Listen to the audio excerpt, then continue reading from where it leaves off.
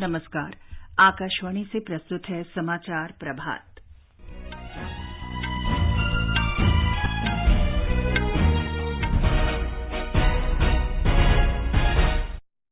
G20 के वित्त मंत्रियों और केंद्रीय बैंक के गवर्नरों की तीसरी बैठक आज गुजरात में गांधीनगर में शुरू होगी। केंद्रीय मंत्री राजीव चंद्रशेखर ने कहा, भारत में आगामी 4-5 वर्ष में स्टार्टअप और यूनिकॉर्न में 10 गुना वृद्धि की आशा। मौसम विभाग ने अगले 2 दिन में हिमाचल प्रदेश, उत्तराखंड, मध्य प्रदेश और ओडिशा में तेज बारिश की चेतावनी दी। भारत और मंगोलिया की सेनाओं के बीच संयुक्त सैन्य अभ्यास आज से उलन बातोर में शुरू। टेनिस में कार्लोस अल्कराज ने नोवाक जोकोविच को हराकर पहला विंबलडन खिताब जीता और भारतीय निशानेबाज पृथ्वीराज टोंडीमान ने इटली में ISSF शॉटगन विश्व कप में कांस्य पदक जीता। समाचार प्रभात के साथ मैं चंद्रिका जोशी। भारत की G20 अध्यक्षता के अंतर्गत G20 वित्त मंत्रियों और केंद्रीय बैंकों के गवर्नरों की तीसरी बैठक आज गांधीनगर में शुरू होगी। केंद्रीय वित्त और कॉरपोरेट मामलों की मंत्री निर्मला सीतारमण और रिजर्व बैंक के गवर्नर शक्तिकांत दास संयुक्त रूप से बैठक की अध्यक्षता करेंगे। हमारी संवाददाता की रिपोर्ट। यह 2 दिवसीय बैठक 5 सत्रों में आयोजित की जाएगी, जिसमें वैश्विक अर्थव्यवस्था और वैश्विक स्वास्थ्य, टिकाऊ वित्त और बुनियादी ढांचे, अंतर्राष्ट्रीय वित्तीय ढांचा, अंतर्राष्ट्रीय कराधान और वित्तीय समावेशन जैसे विषय शामिल है। तीसरे G20 FMCBG बैठक का उद्देश्य G20 वित्त ट्रैक के परिणामों की समीक्षा करना है और भविष्य के लिए मंत्रियों और गवर्नरों से मार्गदर्शन प्राप्त करना है। G20 सदस्य देशों के और आमंत्रित देशों के वित्त मंत्री और सेंट्रल बैंक के गवर्नर और अंतर्राष्ट्रीय संगठनों के प्रमुखों सहित लगभग 500 से अधिक प्रतिनिधि इस बैठक में भाग लेंगे। बैठक के हिस्से के रूप में 19 जुलाई को G20 प्रतिनिधियों को अहमदाबाद शहर, पाटन, मोढेरा और स्टैच्यू ऑफ यूनिटी ले जाया जाएगा। अपर्णा खून, आकाशवाणी समाचार, गांधीनगर।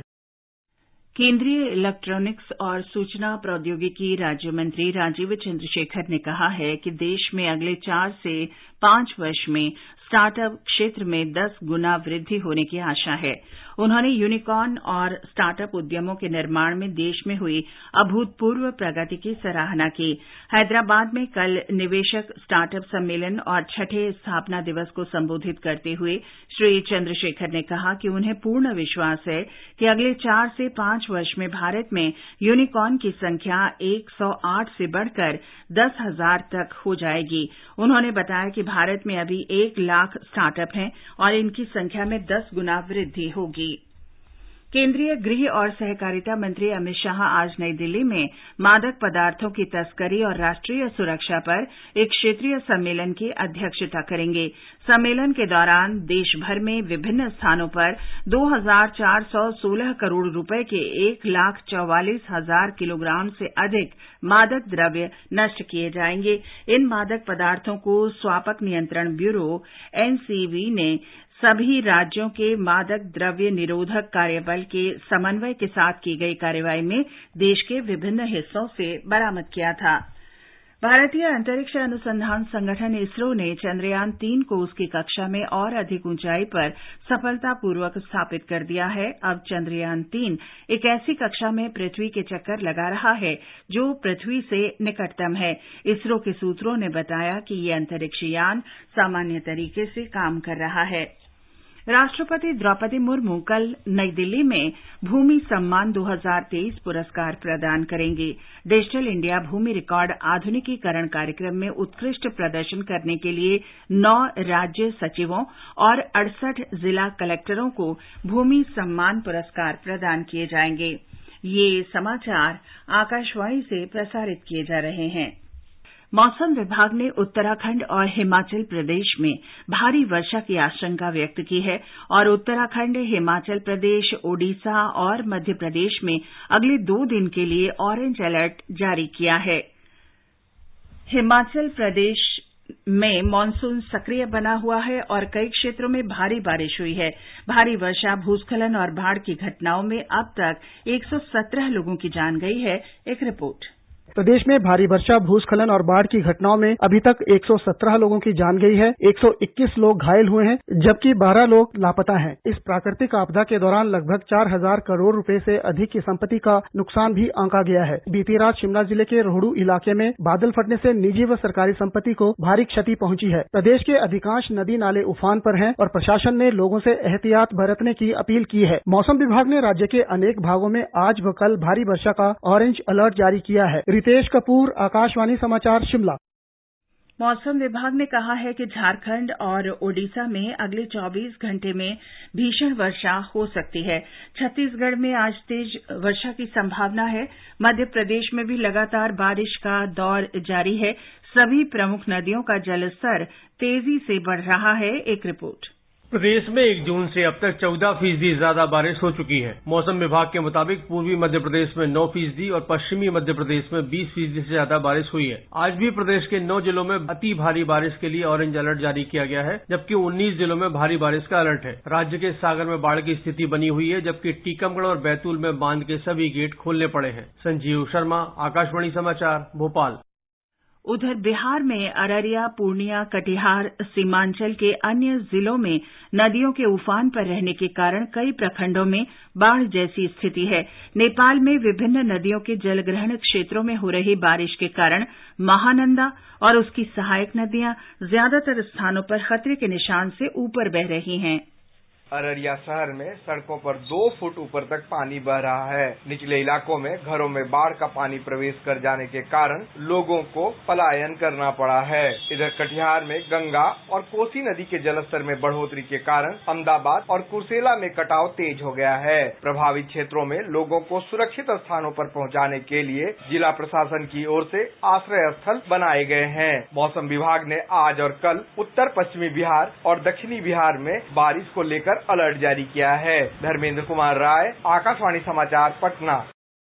उधर तेलंगाना और हैदराबाद में कई अन्य जिलों के साथ ही आने वाले 4 दिनों में भारी वर्षा की चेतावनी दी गई है। आकाशवाणी का समाचार सेवा प्रभाग साप्ताहिक लाइव फोन इन कार्यक्रम पब्लिक स्पीक में आज रात 9:30 बजे मानसून के दौरान सुरक्षित और स्वस्थ रहने के लिए एहतियाती उपाय पर चर्चा करेगा। कार्यक्रम के दौरान 011-2371-7106 और 2331-4444 पर फोन कर विशेषज्ञों से सवाल पूछे जा सकते हैं। आप अपने प्रश्न व्हाट्सएप नंबर 9289094044 पर भी भेज सकते हैं। भारतीय सेना के 43 जवानों की एक टुकड़ी कल मंगोलिया के लिए रवाना हुई। ये दल द्विपक्षीय संयुक्त सैन्य अभ्यास नॉर्डिक एलिफेंट 23 के 15वें संस्करण में भाग लेगा। ये अभ्यास आज से 31 जुलाई तक मंगोलिया में उलन बातोर में आयोजित होगा। नोमाडिक एलिफेंट अभ्यास मंगोलिया के साथ एक वार्षिक प्रशिक्षण कार्यक्रम है। इसे वैकल्पिक रूप से भारत और मंगोलिया आयोजित करता है। अभ्यास का विषय संयुक्त राष्ट्र के अंतर्गत पहाड़ी इलाकों में आतंकवाद रोधी अभियानों पर केंद्रित होगा। अभ्यास के दौरान भारतीय और मंगोलियाई सैनिक कौशल और क्षमताओं को बढ़ाने के लिए तैयार विभिन्न प्रशिक्षण गतिविधियों में शामिल होंगे। विश्व के नंबर 1 खिलाड़ी कार्लोस अल्कराज ने अपना पहला विंबलडन खिताब जीत लिया है।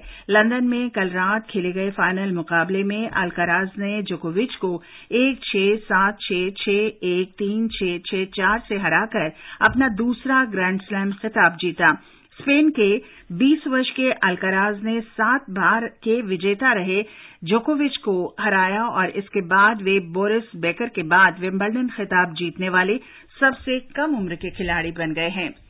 भारतीय निशानेबाज पृथ्वीराज टुंडुमान ने कल इटली में ISSF शॉटगन विश्व कप में पुरुषों की ट्रैप स्पर्धा में कांस्य पदक प्राप्त किया। इस प्रतियोगिता में पृथ्वीराज का कांस्य पदक ही भारत का एकमात्र पदक रहा। महिलाओं की ट्रैप स्पर्धा में कोई भारतीय निशानेबाज क्वालिफिकेशन राउंड से आगे नहीं जा पाया। बैंकॉक में एशियाई एथलेटिक्स चैंपियनशिप में भारत ने शानदार प्रदर्शन करते हुए 6 स्वर्ण, 12 रजत और 9 कांस्य पदक अपने नाम किए। 12 जुलाई से शुरू हुई इस प्रतियोगिता में भारत कुल 27 पदकों के साथ तीसरे स्थान पर रहा। खेल मंत्री अनुराग सिंह ठाकुर ने ज्योति याराजी को इस चैंपियनशिप में स्वर्ण और रजत पदक जीतने पर बधाई दी। ये समाचार हमारी वेबसाइट newsonair.gov.in/hindi पर भी उपलब्ध हैं। और अब आज के समाचार पत्रों की सुर्खियों के साथ हैं विशाल शर्मा। धन्यवाद चंद्रिका। जनसत्ता की बड़ी सुर्खी है, बेंगलुरु में आज जुटेंगे 26 राजनीतिक दल, सियासी बैठकों का मानसून शीर्षक से नवभारत टाइम्स ने लिखा है, लगभग सभी दलों ने अपने सियासी गुणाभाग तेज कर दिए हैं। दैनिक जागरण की सुर्खी है, सजने लगा महासमर का मंच, विपक्षी दलों की बैठक बेंगलुरु में आज से, दिल्ली में कल जुटेगा सत्ता पक्ष का कुनबा। सुहेलदेव भारतीय समाज पार्टी के एनडीए में शामिल होने की खबर भी साथ ही है। हिंदुस्तान ने महाराष्ट्र की राजनीति के घटनाक्रम को प्रमुखता दी है। दैनिक ट्रिब्यून के शब्द हैं, पॉवर के बाद पहली बार पवार से मिले अजित, आयकर रिटर्न की समय सीमा नहीं बढ़ेगी, लिखा है अमर उजाला, दैनिक ट्रिब्यून और हिंदुस्तान ने। देशबंधु के पहले पन्ने की खबर है, इसरो द्वारा भेजे गए चंद्रयान 3 को चंद्रमा की कक्षा की तरफ ले जाने का पहला कदम रविवार को सफलतापूर्वक पूरा किया गया। इस प्रकार की प्रक्रिया 4 बार और की जाएगी, जिसके बाद चंद्रयान चंद्रमा की कक्षा में प्रवेश करेगा। दैनिक भास्कर ने नए रास्ते शीर्षक से लिखा है, 10 राज्यों की ऐतिहासिक और सांस्कृतिक धरोहरों को क्रूज रूट से जोड़ने की तैयारी। नर्मदा सहित महानदी, गोदावरी और कावेरी में गंगा विलास जैसे लग्जरी क्रूज चलाने के प्रोजेक्ट की तैयारी पूरी। पत्र लिखता है, जल परिवहन सड़क और रेल मार्ग से सस्ता और पर्यावरण अनुकूल। जनसत्ता ने विशेष आलेख में अफ्रीकी देशों के आर्थिक संकट का जिक्र करते हुए लिखा है, 1/4 घट गया भारतीय वाहनों का निर्यात। हिमाचल में एक बार फिर भारी बारिश की खबर दैनिक ट्रिब्यून ने दी है, लिखा है, पंडोह और पोंग डैम के गेट खुले। और अंत में मुख्य समाचार एक बार फिर, G20 के वित्त मंत्रियों और केंद्रीय बैंक के गवर्नरों की तीसरी बैठक आज गुजरात के गांधीनगर में शुरू होगी। केंद्रीय मंत्री राजीव चंद्रशेखर ने कहा, भारत में आगामी 4-5 वर्ष में स्टार्टअप और यूनिकॉर्न में 10 गुना वृद्धि की आशा। मौसम विभाग ने अगले 2 दिन में हिमाचल प्रदेश, उत्तराखंड, मध्य प्रदेश और उड़ीसा में तेज बारिश की चेतावनी दी। भारत और मंगोलिया की सेनाओं के बीच संयुक्त सैन्य अभ्यास आज से उलन बातोर में शुरू। टेनिस में कार्लोस अल्काराज ने नोवाक जोकोविच को हराकर पहला विंबलडन खिताब जीता। और भारतीय निशानेबाज पृथ्वीराज तोंडीमान ने इटली में ISSF शॉटगन विश्व कप में कांस्य पदक जीता। इसके साथ ही समाचार प्रभात का ये अंक समाप्त हुआ। नमस्कार।